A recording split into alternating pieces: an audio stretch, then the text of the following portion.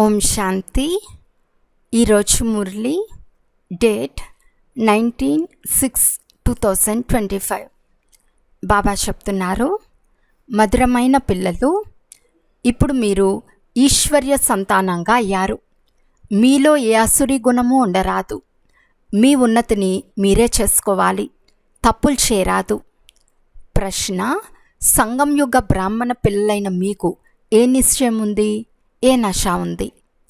జవాబు: ఇప్పుడు మేము ఈశ్వర్య సంప్రదాయానికి చెందిన వారం. మేము స్వర్గవాసులుగా విశ్వాధిపతులుగా అవుతున్నాము. సంగం యుగంలో మేము ట్రాన్స్ఫర్ అవుతున్నాము. అసురీ సంతానం నుండి ఈశ్వర్య సంతానంగా అయి 21 జన్మలకు స్వర్గవాసులుగా అవుతాము అని నిశ్చయం పిల్లలైన మనకు ఉంది. దీనికంటే గొప్ప విషయం మరేదీ లేదు. ఓం శాంతి. తండ్రి కూర్చుని పిల్లలకు అర్థం చేయిస్తున్నారు. తరచుగా మనుషులు శాంతిని ఇష్టపడతారు. ఇంట్లో ఒకవేళ పిల్లల కిట్కిట్ అంటే గొడవలు ఉంటే అశాంతిగా ఉంటుంది. అశాంతి ద్వారా దుఃఖం అనుభవం అవుతుంది.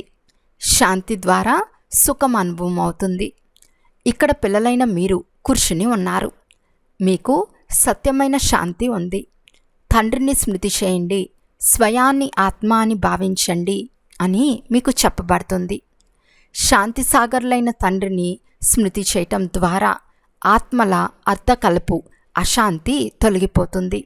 మీకు శాంతి వారసత్వం లభిస్తూ ఉంది. శాంతి ప్రపంచం మరియు అశాంతి ప్రపంచం పూర్తిగా వేరని మీకు తెలుసు.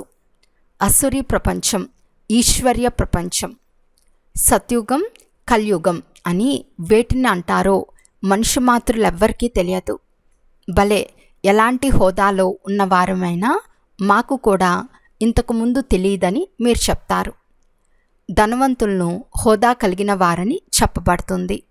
పేదవారో ధనవంతులో అర్థం చేసుకోగలరు కదా. అలాగే తప్పకుండా ఈశ్వర్య సంతానం, అసురీ సంతానం గురించి కూడా మీరు అర్థం చేసుకోగలరు. మనం ఈశ్వర్య సంతానమని మధురమైన పిల్లలైన మీరు ఇప్పుడు అర్థం చేసుకున్నారు. ఈ నిశ్చయం పక్కాగా ఉంది కదా. ఈశ్వర్య సంప్రదాయం వారమైన మనం స్వర్గవాసులుగా విశ్వాధికారులుగా అవుతున్నామని బ్రాహ్మణులైన మీకు తెలుసు. ప్రతి క్షణం ఆ సంతోషం ఉండాలి. యథార్థంగా అర్థం చేసుకునేవారు చాలా తక్కువ మంది ఉన్నారు. సత్యుగంలో ఈశ్వర్య సంప్రదాయం ఉంటుంది. కలియుగంలో అసురీ సంప్రదాయం ఉంటుంది. పురుషోత్తమ సంగం యుగంలో అసురీ సంప్రదాయం పరివర్తన అవుతుంది. ఇప్పుడు మనం శివబాబా సంతానంగా అయ్యాము. మధ్యలో మర్చిపోయాము. మళ్ళీ ఇప్పుడు ఈ సమయంలో మనం శివబాబా సంతానమని తెలుసుకున్నాము. సత్యుగంలో స్వయాన్ని ఈశ్వర్య సంతానమని ఎవ్వరూ చెప్పుకోరు. అక్కడ దైవీ సంతానం ఉంటుంది. ఇంతకుముందు మనం అసురీ సంతానంగా ఉండేవారం. ఇప్పుడు ఈశ్వర్య సంతానంగా అయ్యాము. బ్రాహ్మణులమైన మనం బీకేలము. రచన ఒక్క తండ్రిదే. మీరంతా సోదరీ సోదరులు మరియు ఈశ్వర్య సంతానం. బాబా ద్వారా రాజ్యం లభిస్తూ ఉందని, భవిష్యత్తులో మనం దైవీ స్వరాజ్యాన్ని పొందుతామని, సుఖంగా ఉంటామని మీకు తెలుసు. సత్యుగం సుఖధామం, కలియుగం దుఃఖధామం. ఇది కేవలం సంగం యుగ బ్రాహ్మణులైన మీకు మాత్రమే తెలుసు. ఆత్మనే ఈశ్వర్య సంతానం. బాబా స్వర్గాన్ని స్థాపన చేస్తున్నారని కూడా మీకు తెలుసు. వారు రచయిత కదా, నరక రచయిత కాదు. అలాగైతే వారిని ఎవ్వరూ స్మృతి చేస్తారు?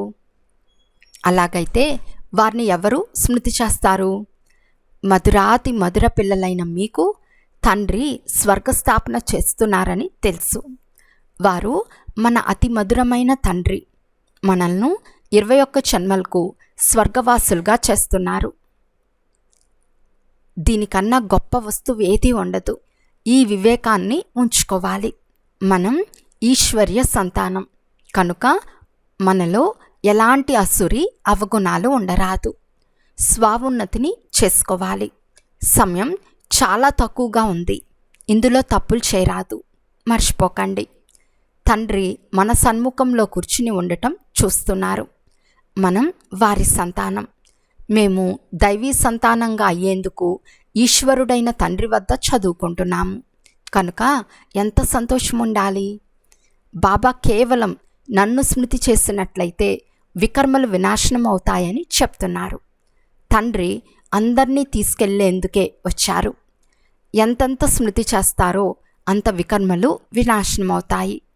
అజ్ఞాన కాలంలో కన్యకు నిస్తార్థమైనప్పుడు వరుణ్ణి స్మృతియే ముద్రించబడుతుంది.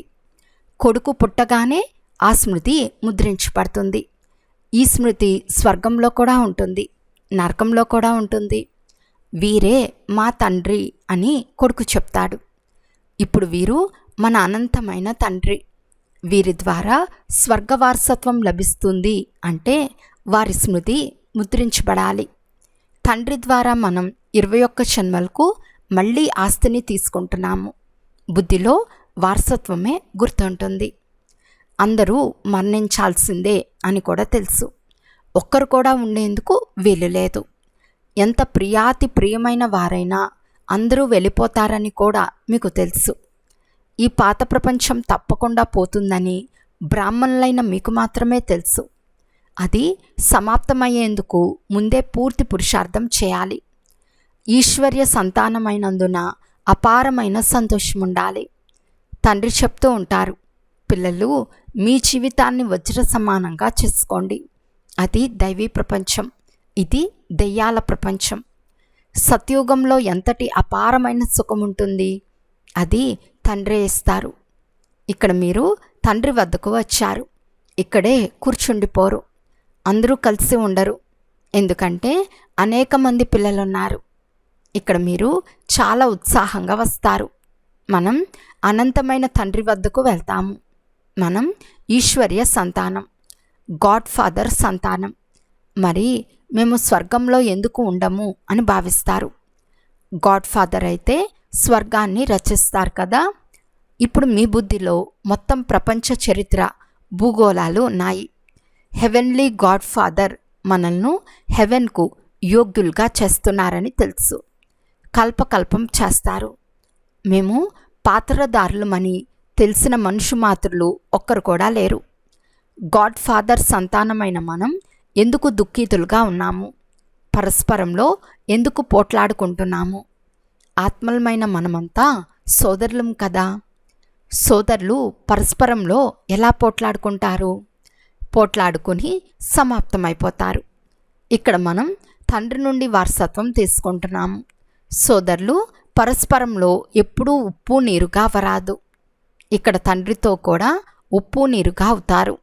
మంచి మంచి పిల్లలు ఉప్పు నీరుగా అయిపోతారు.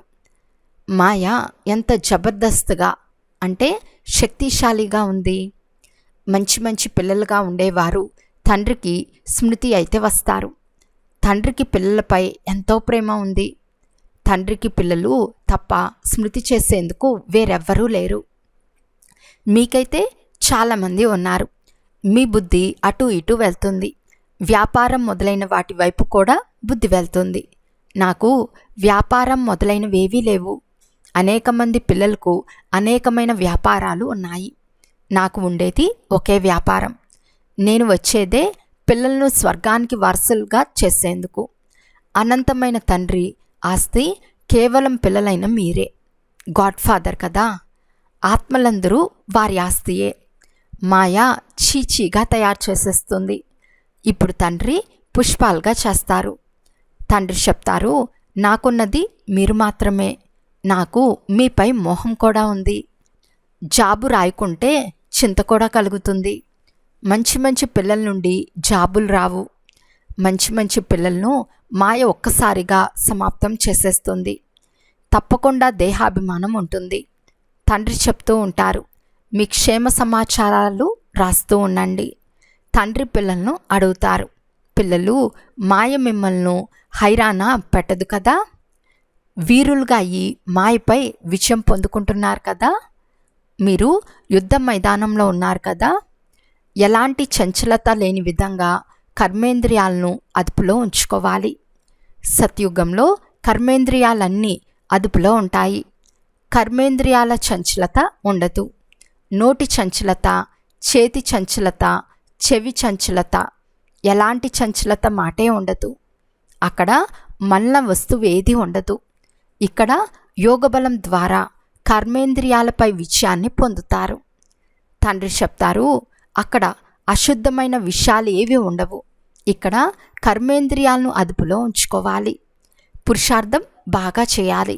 సమయం చాలా తక్కువగా ఉంది, చాలా గడిచిపోయింది, కొద్దిగా మిగిలి ఉంది అని గాయనం కూడా ఉంది.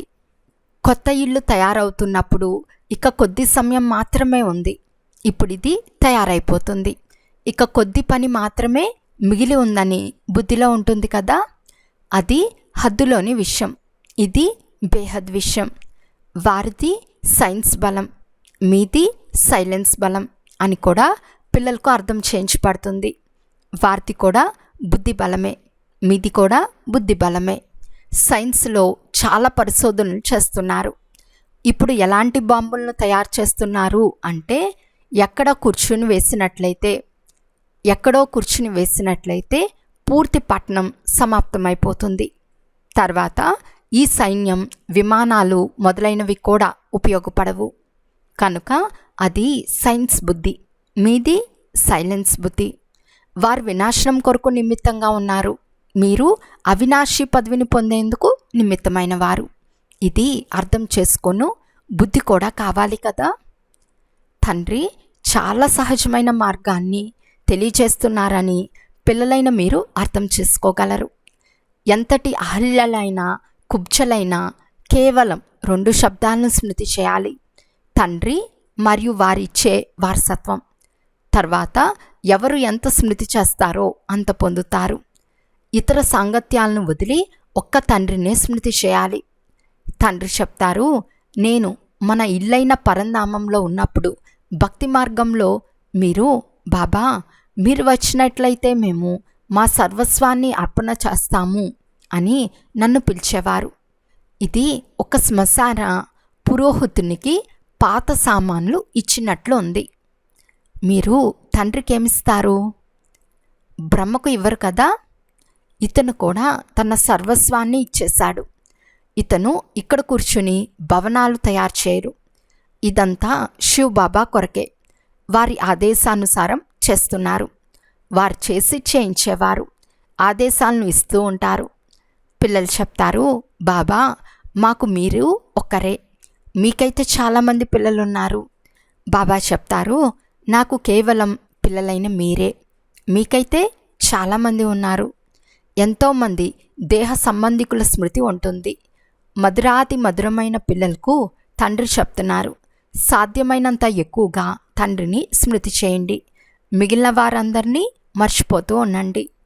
స్వర్గరాజ్యం అనే వెన్న మీకు లభిస్తుంది. ఈ ఆట రచన ఎలా ఉందో కొద్దిగా ఆలోచించండి. మీరు కేవలం తండ్రిని స్మృతి చేస్తారు. స్వదర్శన చక్రధారులుగా అయినందున చక్రవర్తి రాజులుగా అవుతారు. ఇప్పుడు పిల్లలైన మీరు ప్రాక్టికల్గా అనుభవీలుగా అయ్యారు. మనుషులు భక్తి పరంపరగా వస్తుందని భావిస్తారు. వికారాలు కూడా పరంపరగా వస్తున్నాయని భావిస్తారు. ఈ లక్ష్మీనారాయణులకు కూడా సంతానం ఉండేవారు కదా అని అంటారు. అరే, పిల్లలు ఎందుకుండరు? అయితే వారిని సంపూర్ణ నిర్వికారులు అని అంటారు. ఇక్కడుండేవారు సంపూర్ణ వికారులు, పరస్పరం తిట్టుకుంటూ ఉంటారు. ఇప్పుడు పిల్లలైన మీరు శ్రీ తండ్రి నుండి శ్రీమతం లభిస్తుంది. మిమ్మల్ని శ్రేష్టంగా తయారు చేస్తారు. ఒకవేళ తండ్రి చెప్పినట్లు వినకుంటే శ్రేష్టంగా అవ్వరు. ఇప్పుడు వింటారో వినరో మీ ఇష్టం. సొంత పిల్లలైతే వెంటనే అంగీకరిస్తారు. పూర్తి సహయోగాన్ని ఇవ్వకుంటే స్వయాన్ని నష్టపరుచుకుంటారు. నేను కల్పకల్పం వస్తాను, ఎంత పురుషార్థం చేయిస్తాను, ఎంతటి ఖుషీలోకి తీసుకొస్తాను అని తండ్రి చెప్తున్నారు. తండ్రి నుండి పూర్తి ఆస్తి తీసుకోవటంలోనే మాయ తప్పులు చేయిస్తుంది. కానీ మీరు ఆ ఉచ్చులో చిక్కుకోరాదు. మాయతోనే యుద్ధం ఉంటుంది. చాలా పెద్ద పెద్ద తుఫాన్లు వస్తాయి. అందులో కూడా వారసులైన పిల్లలపై మాయ ఎక్కువగా దాడి చేస్తుంది. బలశాలి అయి యుద్ధం చేసేస్తుంది. ఎలా వైద్యుడు ఔషధం ఇస్తే అనారోగ్యం అంతా వెలికి వస్తుందో అలా ఇక్కడ కూడా నా వారుగా అయితే అందరి స్మృతి రావటం మొదలవుతుంది. తుఫాన్లు వస్తాయి. ఇందులో లైన్ క్లియర్గా ఉండాలి. మనం మొదట పవిత్రంగా ఉండేవారం, తర్వాత అర్థకల్పం అపవిత్రులుగా అయ్యాం. ఇప్పుడు మళ్ళీ వాపస్ వెళ్ళాలి. తండ్రి చెప్తారు, నన్ను స్మృతి చేస్తే ఈ యోగాగ్ని ద్వారా మీ వికర్మలు వినాశనమవుతాయి. ఎంతగా స్మృతి చేస్తారో అంత ఉన్నత పదవిని పొందుతారు. స్మృతి చేస్తూ చేస్తూ మీరు ఇంటికి వెళ్ళిపోతారు. ఇందులో పూర్తి అంతర్ముఖత అవసరం. జ్ఞానం కూడా ఆత్మలోనే ధారణ కదా. ఆత్మయే చదువుతుంది. ఆత్మజ్ఞానం కూడా పరమాత్మ అయిన తండ్రియే వచ్చి ఇస్తారు. విశ్వానికి యజమానులుగా అయ్యేందుకు మీరు ఇంత శ్రేష్టమైన జ్ఞానాన్ని తీసుకుంటున్నారు. నన్ను మీరు పతిత పావనుడు, జ్ఞానసాగరుడు, శాంతి సాగరుడు అని పిలుస్తారు. నా వద్ద ఏముందో అదంతా మీకు ఇస్తాను, కానీ కేవలం దివ్యదృష్టి తాళం చెవిని మాత్రం ఇవ్వను. దానికి బదులు మిమ్మల్ని విశ్వానికి అధిపతులుగా చేస్తాను. సాక్షాత్కారాలలో ఏమీ లేదు. ముఖ్యమైనది చదువు. చదువు ద్వారా మీకు 21 జన్మలకు సుఖం లభిస్తుంది. మీరాబాయ్ సుఖంతో మీ సుఖాన్ని పోల్చుకోండి. ఆమె కలియుగంలో ఉండేది. ఆమెకు సాక్షాత్కారం అయింది. తర్వాత ఏమిటి? భక్తి మాలనే వేరు, జ్ఞానమార్గ మాలనే వేరు. రావణుని రాజ్యం వేరు, మీ రాజ్యం వేరు. దీనిని పగలు, దానిని రాత్రి అని అంటారు. అచ్చా, మధురాతి మధురమైన అపురూపమైన పిల్లలకు మాతాపిత బాప్దాదాల ప్రియ స్మృతులు మరియు గుడ్ మార్నింగ్. ఆత్మిక పిల్లలకు ఆత్మిక తండ్రి నమస్తే. ఆత్మిక తండ్రికి ఆత్మిక పిల్లల యొక్క ప్రియ స్మృతులు మరియు నమస్తే నమస్తే నమస్తే. ధారణ కొరకు ముఖ్య సారం. ఫస్ట్ పాయింట్, స్మృతి బలం ద్వారా ఎలాంటి చంచలత లేని విధంగా మీ కర్మేంద్రియాలను వశంలో ఉంచుకోవాలి. సమయం చాలా తక్కువగా ఉంది కనుక బాగా పురుషార్థం చేసి మాయాచీతులు కావాలి. సెకండ్ పాయింట్, తండ్రి ఏ జ్ఞానాన్ని ఇస్తారో దాన్ని అంతర్ముఖులై ధారణ చేయాలి. ఎప్పుడు పరస్పరంలో ఉప్పు నీరుగా అవరాదు. తండ్రికి మీ క్షేమ సమాచారాలను తప్పకుండా తెలియచేస్తూ ఉండాలి. ఈరోజు వరదానము. కళ్యాణకారి వృత్తి ద్వారా సేవ చేసే సర్వ ఆత్మల ఆశీర్వాదాలకు అధికారి భవ. కళ్యాణకారి వృత్తి ద్వారా సేవ చేయటం, ఇదే సర్వ ఆత్మల నుండి ఆశీర్వాదాలు ప్రాప్తి చేసుకునే సాధనం. మేము విశ్వ కళ్యాణకారులము అనే లక్ష్యం ఉన్నప్పుడు వారి ద్వారా అకళ్యాణం జరిగే కర్తవ్యం ఏదీ జరగదు. కార్యం ఎటువంటిదో అటువంటి ధారణలు ఉంటాయి. ఒకవేళ కార్యం గుర్తుంటే సదా దయాహృదయులుగా, సదా మహాదానులుగా ఉంటారు. ప్రతి అడుగులో కళ్యాణకారి వృత్తితోనే నడుస్తారు. వారికి నేను అనే భావన రాదు. నిమిత్త భావం గుర్తుంటుంది. ఇటువంటి సేవాదారులకు వారి సేవకు రిటర్న్లో సర్వ ఆత్మల ఆశీర్వాదాలకు అధికారం ప్రాప్తిస్తుంది. స్లోగన్: సాధనాల ఆకర్షణ సాధనను ఖండితం చేసేస్తుంది. అవ్యక్త సూచన: ఆత్మీక స్థితిలో ఉండే అభ్యాసం చేయండి. అంతర్ముఖులుగా అవ్వండి. అంతర్ముఖి ఆత్మలు 3 ప్రకారాల భాష యొక్క అనుభూలుగా ఉంటారు. 1 నయనాల భాష, 2 భావన యొక్క భాష, 3 సంకల్పాల భాష. ఈ 3 ప్రకారాల భాషయే ఆత్మిక యోగి జీవితం యొక్క భాష. మీరు ఎంతెంత అంతర్ముఖి స్వీట్ సైలెన్స్ స్వరూపంలో స్థితమవుతూ ఉంటారో అంతగా ఈ 3 భాషల ద్వారా సర్వ ఆత్మలకు అనుభవం చేయించగలరు. ఇప్పుడు ఆత్మిక భాష యొక్క అభ్యాసిగా అవ్వండి. అచ్చా, ఓం శాంతి.